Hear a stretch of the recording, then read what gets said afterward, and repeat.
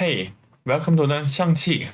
I'm David, the Xiangqi coach with all the tips and tricks you need to dominate the board. In this tutorial video, I'm going to let you in on a little secret. A common beginner level opening mistake that chess players frequently make when they try to use the cannon to attack. It's called using the cannon to shoot a mosquito. And trust me, you don't want to be caught firing the wrong targets on the battlefield. But don't worry, I've got your back. I will show you how to avoid this common pitfall and set yourself up for success.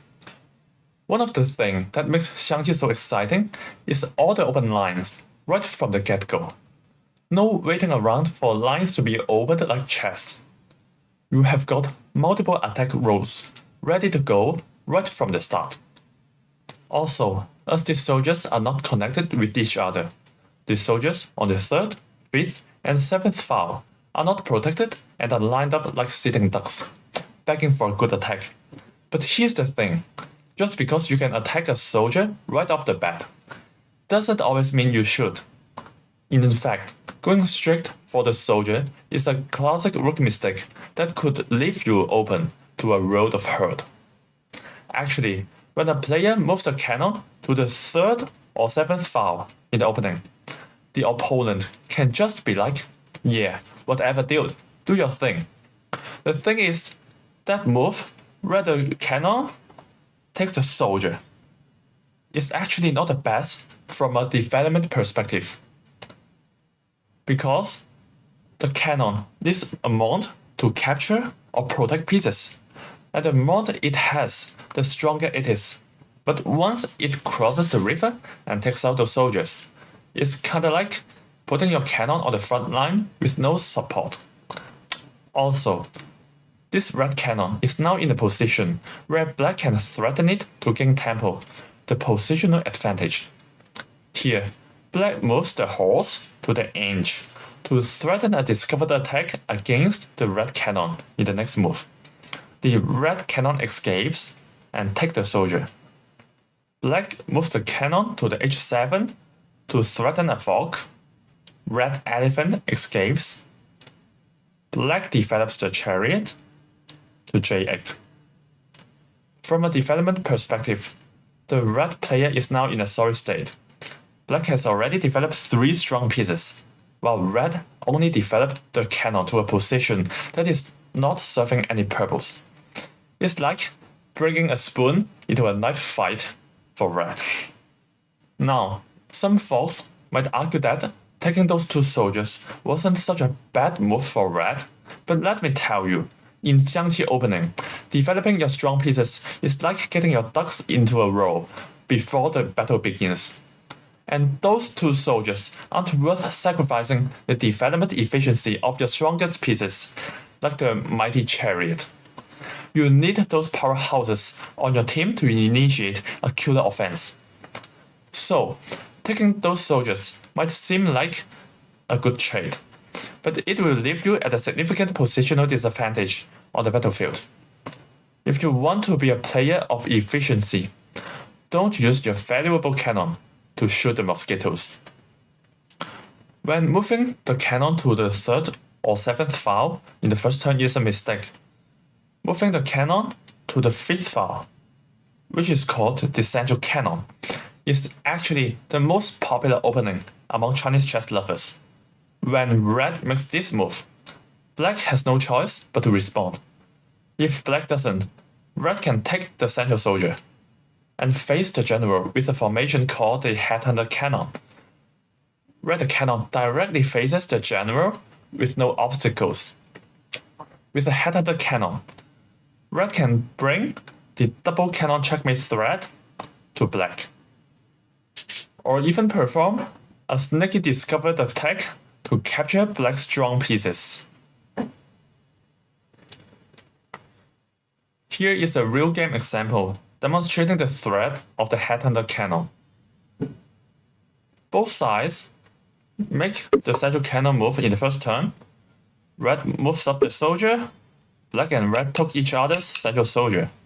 Now red and black both have a Headhunter Cannon, but the black one is more threatening, because after black moves back the central cannon and moves up the horse, the red Headhunter Cannon cannot stay anymore and must escape. Then black can move another cannon to the central file to bring a double cannon threat. To not be checkmated, the red must sacrifice the cannon to block the check, and then it is captured by the black horse. Very sorry for red. Red thought they were sneak and decided to move up their horse to attack the black horse.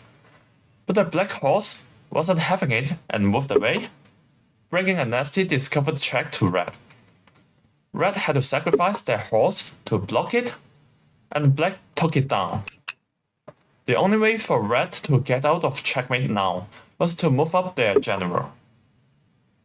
Black then developed a chariot and attacked the red cannon, which escaped, but then black delivered a sneaky chariot check. And the general had to move up again. At this point, black could already checkmate in just 2 moves by moving the horse to f3 for the discovered check. If red's general escaped, black could checkmate by moving the horse to e5. Bang! The game ended in just 12 turns. So, always be careful of the Headhunter Cannon, or you might end up with your head on the chopping block. Now you understand why the central cannon is a compulsive move to its opponent. But wait, there's a twist. While black must respond to the central cannon, they don't necessarily need to protect the soldier. In fact, it can be a trap for red to take the central soldier. Black can also move the cannon to the central file. If red uses the cannon to take the soldier, it would be using the cannon to shoot the mosquito again. Instead of taking the soldier and get himself into a tragedy, what black should do here is to block the check by moving up the advisor. Then red moves up the horse to develop it. Black also moves up the horse and develop it. Now, this horse is attacking the red cannon. The cannon must escape. Then the black develops its chariot first. So, after 4 turns, we can see that black has gained a positional advantage by developing 3 strong pieces to rest 2.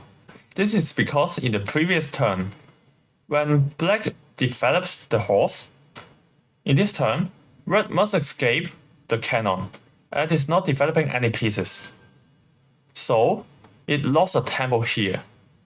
A tempo is like the value of a move, and by losing a tempo, red falls behind in their pieces development.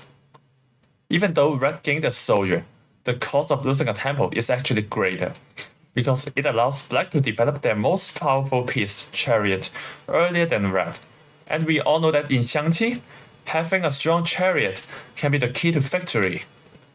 Another shooting mosquito mistake is to move the cannon to the riverbank and to use it to attack several opponent's strong pieces or to check the general. After watching the previous demonstrations, I believe you have already noticed the problem in these moves. That's right. After several attacks, black has developed multiple strong pieces when red has only moved its cannon.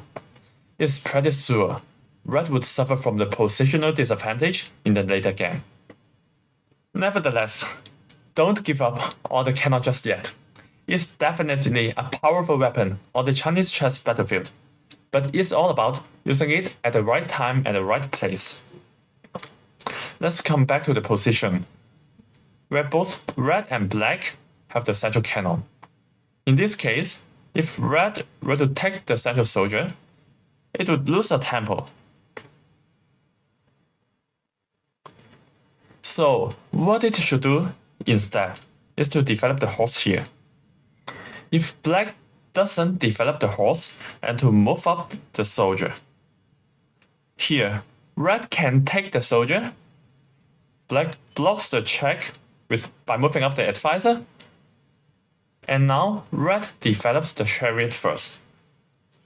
In this case, it's totally cool to use the cannon to capture the soldier, because it won't slow down the development of the chariot.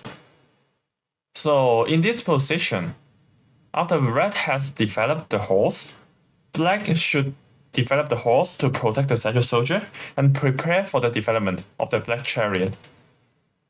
Another thing to keep in mind regarding the development of the cannon is that the horse is usually protected by the cannon in the opening. So if you move the cannon too far forward, the horse becomes a sitting duck for your opponent to attack. And we don't want that, so be careful with the cannon placement. So, this is everything I have for you in this video. Great job on learning about the shooting mosquito mistake. I'm glad I could help you on your journey to mastering this game. Keep up all the good work. In the next week, I will be discussing common tempo eater mistakes to help you avoid losing tempos in the opening. Be sure to tune in for that. If you found this video helpful, please give it a like, leave a comment with your thought, and subscribe to our channel for more Xiangqi content. Thanks for watching. I will see you soon.